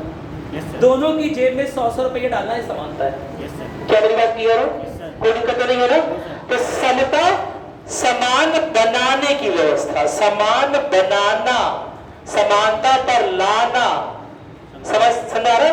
और यह समान बनाने या समानता पर लाने के लिए कभी कभी वितरण असमान करना पड़ेगा। नहीं, असमान वितरण करेंगे तभी तो असमान लोग समान हो सकते हैं। नहीं, मेरी बात सुनाई, इस भावना को बोलते हैं समता। क्या मेरी बात क्लियर है? नहीं सुन रही बात? आ गया? और समान तो समझते ही हो, ठीक है? तो समानता किस संदर्भ में बता चुका हूं यहाँ पर, कानून के संदर्भ में, संविधान के संदर्भ में, समझ रहे हो ना? सब लोग क्या है? समान है। क्या मेरी बात क्लियर है? कानून के सामने, जज के सामने, लॉज के सामने, समझ रहे हो, कोर्ट के सामने, संविधान के सामने सब लोग समान है। वोटिंग प्रणाली के सामने सब लोग समान है या असमान है? समान है। सबके पास एक मताधिकार। Yes sir. मेरी बात सुनाई, सबके पास एक मताधिकार ना, तो सब लोग समान है। समझ रहे हो ना? विधायिका या कहीं पर क्या केवल अमीर आदमी लड़ सकता है चुनाव, गरीब आदमी लड़ सकता है? लड़ सकता है चुनाव, वो भी लड़ सकता है। सब लोग समान है। क्या मेरी बात क्लियर है? तो डेमोक्रेसी में समानता और समता दोनों का महत्व है। क्या मेरी बात क्लियर है? समता इसलिए जिसमें असमान वितरण करके, है ना, संसाधनों का असमान वितरण करके लोगों को समान बनाया जा रहा है, वह समता है। Yes sir. मेरी बात सुनाई? लेकिन हर बार हर चीज का असमान वितरण करना सही नहीं है। क्या वोटों का असमान वितरण कर दे? नहीं। क्या अंबानी जी का वोट छीन के दे दें सबको? वो भी तो नागरिक है। Yes sir. अरे बोलो। Yes sir. क्या मेरी बात सुन रही? क्या उनसे चुनाव लड़ने का अधिकार छीन ले? नहीं छीन सकते, वो भी नागरिक है भाई। Yes sir. क्या कानून उनके लिए अलग बना दे? नहीं। जो कानून है चोरी करने का, वो उनके लिए भी वैसे लागू होगा जैसे किसी गरीब के लिए लागू होगा। क्या मेरी बात सुन रही? अरे बोलो। यह समानता है। क्या मेरी बात क्लियर है? तो कानून के समक्ष समानता है, सुन रहे? और आर्थिक रूप से संसाधनों के वितरण में सरकार की जिम्मेदारी है कि वह समानता लाए, और इस समानता को लाने के लिए असमान स्रोतों का वितरण करना पड़ सकता है, लोगों में अलग अलग स्रोतों का वितरण करना पड़ सकता है, जो कि समता का कॉन्सेप्ट है। क्या मेरी बात क्लियर है? नहीं समझे बात? Yes sir. फ्रीबीज भी आएगी समता के अंदर। हाँ। फ्रीबीज क्या बोल? सर जो फ्रीबीज अरे वो सब चीजें, वो सब समता में नहीं। लेकिन ये सब देखो, अब ये सब एक सामाजिक टर्म है। फ्रीबीज, मेरी बात सुन रही? एक सामाजिक टर्म है। हमने किसी को डेरिवेट नीचा दिखाने के लिए बोल दिया कि अरे नहीं ये फ्री में मिल रहा है, फ्री मिला। हो सकता है उन्हें जरूरत है। कोविड के समय बहुत सारे लोग की जॉब चली गई, जो लोग अनऑर्गेनाइज्ड सेक्टर के लोग थे, समझ रहे हो ना? अनऑर्गेनाइज्ड सेक्टर मतलब क्या होता है? जिनकी कहीं जॉब परमानेंट जॉब नहीं है, आज है कल नहीं है, किसी कंपनी में काम कर रहे हैं, कंपनी तुरंत बंद हो गई, छोटी सी कंपनी थी, समझ रहे हो ना? किसी शॉप पे हमारा शॉप बंद हो गया। मेरी बात सुन रही? तो उनके लिए वितरण उनके हिसाब से उसे फ्रीबीज नहीं बोलेंगे। क्या मेरी बात क्लियर है? वह जरूरी था, उन्हें बेसिक नेसेसिटी का सामान की जरूरत है। Yes sir. क्या मेरी बात क्लियर है? अब गवर्नमेंट कभी कभी क्या करती है, लोक लुभावन वायदे करती है ताकि हर तरह का वोट मिले, ठीक है? वैसे भी हमारे देश में ऑफ कोर्स आपको पता ही है, गरीब ज्यादा है, मिडिल क्लास ज्यादा है और अमीर कम है। क्या मेरी बात क्लियर? असमान वितरण है संसाधनों, कभी पैसे कभी हर तरह से, ठीक है? तो कई बार गवर्नमेंट लोक लुभावन वायदे कर सकती है, ठीक है? उसे कभी कभी फ्रीबीज बोल दिया जाता है, लेकिन वो फ्रीबीज नहीं, मतलब फ्रीबीज एक निगेटिव नकारात्मक टर्म है, फ्रीबीज नहीं बोलना चाहिए उसे। क्या मेरी बात क्लियर है? क्योंकि गवर्नमेंट के इंटेंशन, देखो आप गवर्नमेंट का एग्जाम देने आ रहे हो ना, तो आप गवर्नमेंट के इंटेंशन को समझोगे, आप गवर्नमेंट के अंदर के इंटेंशन को समझो कि अगर वो कोई चीज, अगर वो अन्न को बांट रही है तो क्यों बांट रही है। क्या मेरी बात क्लियर है? क्योंकि कोविड के समय में बहुत सारे लोग की जॉब चली गई है ना, अनऑर्गेनाइज सेक्टर पूरा खाली हो गया, देश की ग्रोथ रुक गई, ठीक है? और गवर्नमेंट उस समय इतनी सक्षम नहीं थी कि सबको जॉब प्रोवाइड कर देना, या लोग इतने सक्षम नहीं थे कि खुद की नई जॉब बना सके, इतने स्किल्ड लोग नहीं है कि अपनी कंपनी या सब लोग अपनी दुकान खोल लें। क्या मेरी बात क्लियर है? तो उनकी जिम्मेदारी गवर्नमेंट की बनती है, क्योंकि देश में यही चीज है, क्योंकि देश में संकल्पना किस चीज की है? प्रस्तावना में लक्ष्य क्या है? समाजवाद। मेरी बात सुनाई? संविधान की प्रस्तावना में कई सारे आदर्शों में एक आदर्श यही है ना, कैसा राज्य होना चाहिए? समाजवादी राज्य। समाजवादी राज्य क्या होता है? समाजवादी पार्टी का राज्य नहीं। हाँ,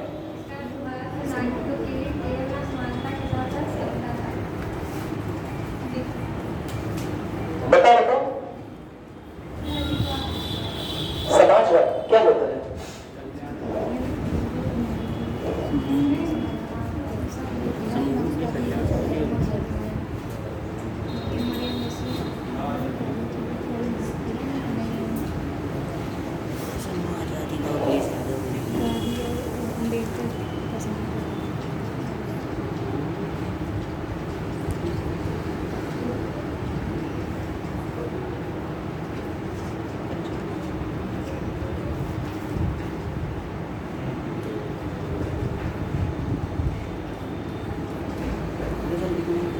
दीदी कहाँ जा रही थी?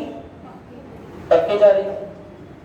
जाते आते बोली ऐसा है, इस बार मैगी तुम मत बनाओ। पिछली कहानी सुन चुके हो ना? अब नया एपिसोड आज, ठीक है? दोबारा पक्के जा रही है, बोल रही है नहीं पिछली बार तुम मैगी बना के परेशान कर दिए थे, सब कुछ अपना खा लेते, इस बार मैं बनाऊं। क्या मेरी बात क्लियर है? बच्चे बोलते रह गए, नहीं बनाया, बनाए तो सब अपने में रख लिए। ऐसा है, मैं बनाऊंगी और एक काम करती हूँ, मैं एक बड़े से थाली में पूरी मैगी बना के रख दूंगी। क्या मेरी बात क्लियर है? जो जितना खा पाएगा खा लेगा। क्या मेरी बात क्लियर है? अरे बोलो, नहीं समझे बात? समझा? दीदी कहाँ चली गई? अब कौन कौन है घर में? मामा, ठीक है, सही बात है, मामा और हैं? 2 बच्चे हैं, ठीक है। मामा है, प्रांजल पीहू है। मेरी बात सुनाई? प्रांजल पीहू क्या देख रहे हैं? टीवी देख रहे हैं या मोबाइल देख रहे हैं, छोटा बीप लगा हुआ है, ठीक है। धीरे धीरे मामा जो है आधा प्लेट मैगी खा गए। मेरी बात सुनाई? बच्चे छोटे वो कुछ सवाल जवाब कर नहीं पा रहे, बस ऐसे देख के घूर के रह जा रहे हैं बेचारे, मन में सोचते मैं तगड़ा हूँ भाई। मेरी बात दिख भी रहा होगा आप लोगों को, समझ में आ रहा है? मेरे खिलाफ कोई आवाज नहीं उत्पन्न कर पा रहे। क्यों नहीं उत्पन्न कर पा रहे? क्योंकि उनकी मम्मी तो चली गई थी कहाँ पर? पक्के चली गई थी। वही मम्मी घर पे होती ना, इतना रोना तांडव के होते, मामा मेरे में से खा गए, मामा मेरे में से खा गए। समझ में आ रहा है? लेकिन कुछ नहीं कर पाए। क्यों? क्योंकि मम्मी यही थी पक्के उनकी। जितना मैं खाता गया, थोड़ी देर बाद तो देख रहे हैं कि धीरे धीरे मैं इतना खा लिया, बढ़ता जा रहा है, उनके लिए बड़ा कम हिस्सा बचा। नहीं समझे बात? समझ रहे हो ना? ठीक है। तो जब एक थाली में सामान लगा रहता है सबके लिए, जो सबके लिए सामान लगा रहता है, तो जो ज्यादा शक्तिशाली होता है ना, वो ज्यादा खा लेता है।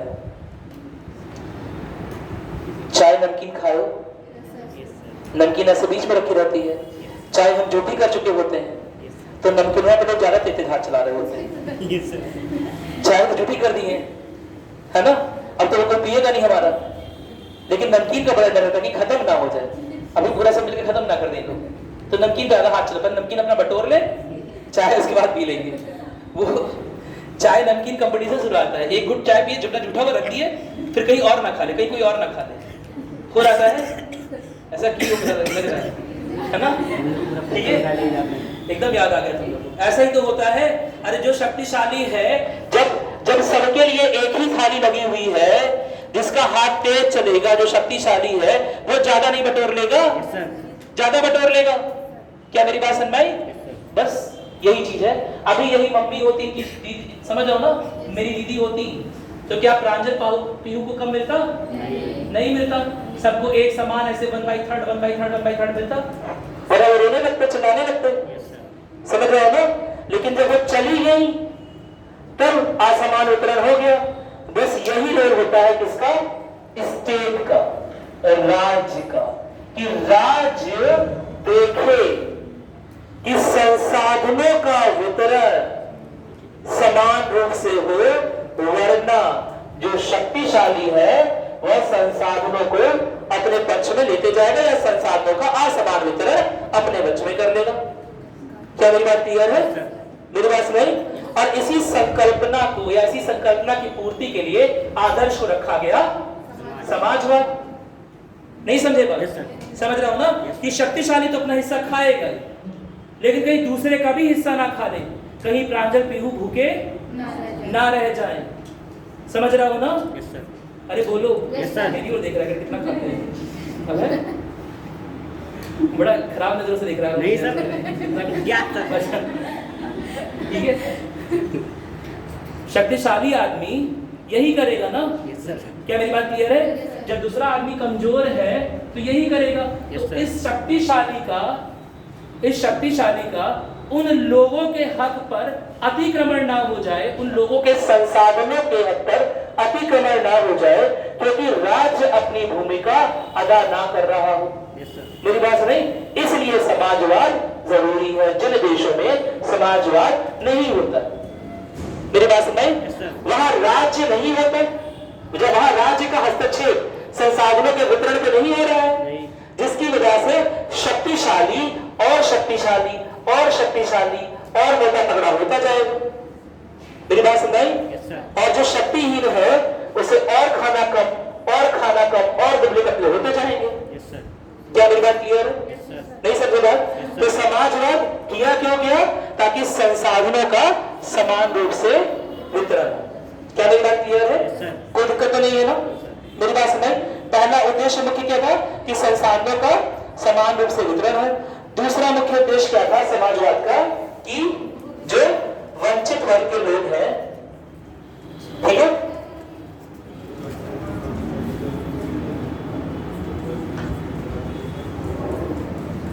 उन तक किसी तरह से स्रोत के संसाधन पहुंचाए जा सके। कौन से संसाधन? इसका मतलब ये नहीं उन्हें सोना चांदी के लिए दिया रहा है, शिक्षा का हो गया, स्वास्थ्य हो गया। आपने बोला फ्रीबीज, मैंने बोला ये बताओ क्या फ्रीबीज में गवर्नमेंट ने, मोदी जी ने क्या किसी को गहने बनवा दिए? नहीं। हीरो का हार दे दिया? नहीं। हाँ? नहीं दिया ना। दिया क्या? जीवन यापन के लिए जो संसाधन, जीवन यापन की चीजें, अन्न दिया, यस सर, दाल दिया, यस सर, घर दिया। Yes sir. तो न्यूनतम जितना जीवन यापन के लिए जरूरी है वह सुविधाएं वंचित वर्ग के या ऐसे लोगों के लिए जो समाज में पिछड़ रहे हो या समाज में हाशिए पर खड़े हो। Yes sir. क्या मेरी बात क्लियर है? इसकी सुविधा देना, इसकी सुविधा करना भी सभी किसका लक्ष्य है? सरकार का लक्ष्य है। संविधान को इसीलिए लिखा गया है और उसमें अलग से प्रस्तावना में क्यों बनाया गया? ताकि यह समझा जाए कि बहुत सारे अनुच्छेद है ना, नागरिकों में समता की बात करते हैं, समानता की बात करते हैं, सब कुछ की बात करते हैं, लेकिन यह याद रखना है हमेशा कि समानता की बात करते करते हम ऐसा ना कर दें कि सब कुछ लोगों के हाथों में छोड़ दे कि जो जितना पाएगा उतना खा लेगा। राज्य का यह प्रमुख दायित्व है कि शक्तिहीन के पास भी संसाधन पहुंचता रहे, वंचितों के साथ भी न्याय, सामाजिक न्याय होता रहे। क्या मेरी बात क्लियर है? अगर उनके पास संसाधन नहीं पहुंचेंगे, अगर उनके पास पैसा नहीं पहुंचेगा, अगर उनके पास बोलते हैं इंस्ट्रूमेंट ऑफ प्रोडक्शन यानी कि प्रोडक्शन यानी क्या हो गया? उत्पादन के तंत्र बोल सकते हैं, ठीक है, उत्पादन के कारक बोल सकते हैं। उत्पादन के कारक लैंड, समझ रहे हो, भूमि, लेबर, समझ रहे हो ना, कैपिटल, पैसा। क्या मेरी बात क्लियर है? अगर इन सबका डिस्ट्रीब्यूशन केवल और केवल अमीर आदमी के पास रह जाएगा तो क्या गरीब आदमी ग्रो कर पाएगा? नहीं ग्रो कर पाएगा। तो यह एक न्यूनतम लक्ष्य रखा गया कि कुछ संसाधनों का वितरण इस तरह से किया जाए कि गरीब और गरीब ना होता जाए, वरना शक्तिशाली तो और शक्तिशाली होता जाएगा। और इसीलिए देश सबका है, संसाधन सबको होने वाले, चाहता तो राज्य हाथ समेट लेता, चाहता तो राज्य अपने हाथ खींच लेता, सरकार अपने हाथ खींच लेती कि जो जो कुआं खोद लेगा उसका तेल उसका हो जाएगा, जो तुम पाओगे वो तुम्हारा हो जाएगा। तो जिसके पास कुदाल होता, जिसके पास हथियार होते, वो ज्यादा अमीर हो गया होता, समझ रहे हो ना, वो ज्यादा खुदाई करके तेल निकाल दिया होता। जिसके पास संसाधन नहीं है, जिसके पास केवल हाथ है, वो गरीब रह गया होता। क्या मेरी बात क्लियर है? तो संसाधन या उत्पादन के तंत्र, संसाधनों के स्रोत और उत्पादन के तंत्रों का भी समान रूप से वितरण हो ताकि सबकी ग्रोथ के चांस हो। मेरी बात समझ? एक गरीब लगने वाला आदमी भी आज के 100 साल बाद अमीर हो सके। क्या मेरी बात क्लियर है? एग्जाम्पल, बहुत अच्छा एग्जाम्पल है इसका, रिलायंस, धीरूभाई अंबानी एक बार हम्बल बैकग्राउंड से आए थे, है ना, और इंडिया के top most industrialist, top most businessman बन गए। क्या मेरी बात समझ नहीं समझो पाए? तो एक बहुत अच्छा एग्जाम्पल है उसका। वो संभव क्यों हुआ? क्योंकि संसाधनों को केवल शक्तिशालियों के लिए नहीं छोड़ा गया, राज्य का हस्तक्षेप बना रहा कि संसाधनों का वितरण समान रूप से हो। क्या मेरी बात क्लियर है? तो 3 चीज इसमें पहले को नोट कर लोगे, प्लीज नोट करो, कैसे नोट कर लो भाई से। देखो, संसाधनों का समान वितरण,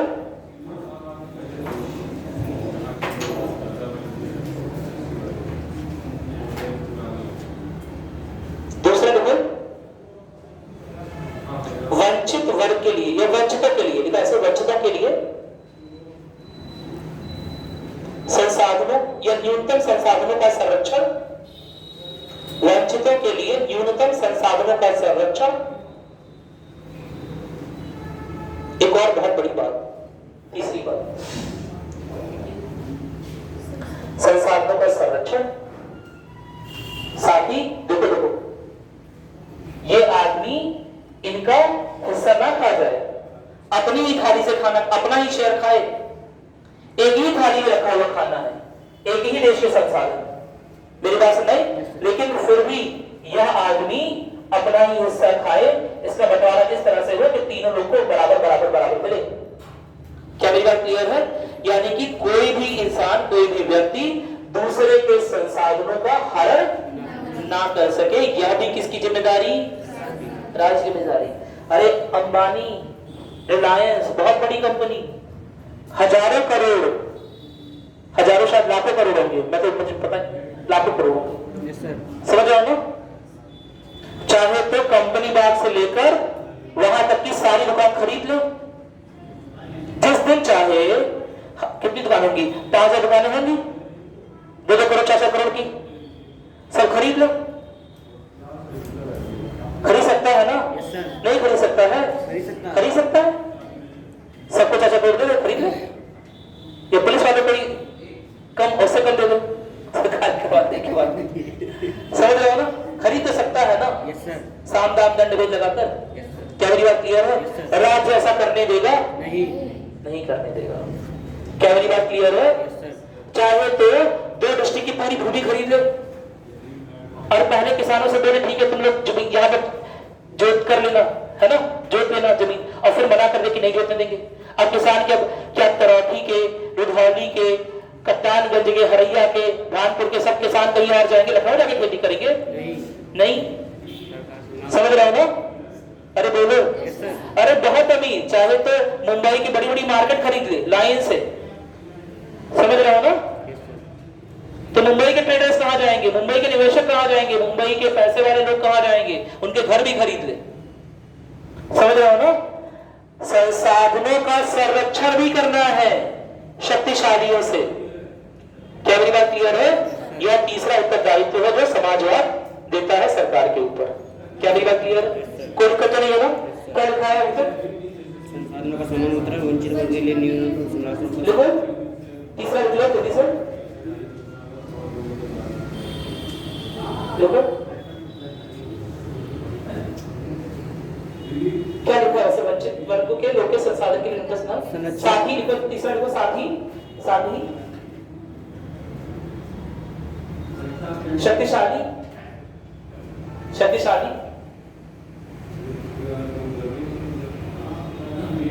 शक्तिहीनों के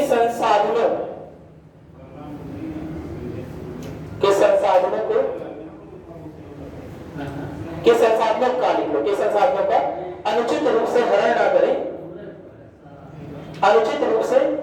ना करें। यह भी किसकी जिम्मेदारी? राज्य की जिम्मेदारी। ठीक है, दूसरा हो गया भाई।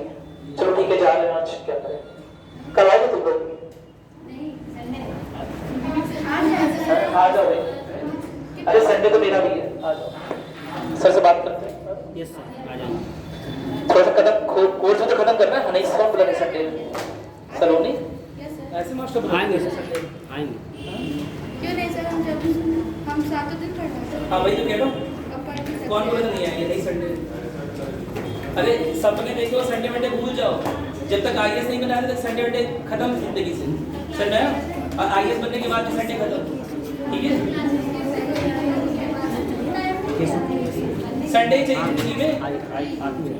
हाँ सर, संडे को बुलाऊंगा तुम लोगों को कल।